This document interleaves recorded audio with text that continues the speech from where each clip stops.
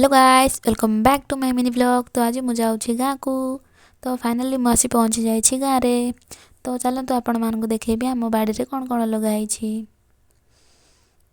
तो एपटे आमर लगाई पियाज जोटा कि छोट छोट हो बर्तमान। तो आउ एपटे लगाई आमर फूलकोबी। तो देखो गाइस फूलकोबी केते सुंदर देखा जाउछि। छोट छोट हेले मध्य बहुत सुंदर देखा जाउथला। मते तो बहुत खुशी लागुथला देखिकी।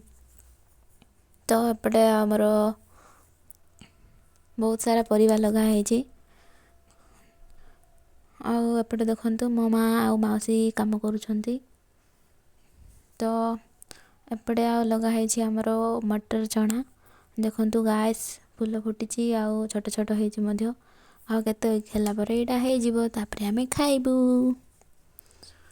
तो जहाँ मटर चना पसंद मत कमेंट करंतु मु आपण मानक पठेदेवी। तो एपटे मो माँ काम करुले तो देखिकी मत भी टे इच्छा लगे हेल्प करदेवी। तो मुझे भाविली टे हेल्प करदेवी। तो मुझे टे हेल्प करदेली। देखो गाइस तो नेक्स्ट ब्लॉग रे देखा टाटा। वीडियो भल लगे लाइक कमेंट शेयर करंतु।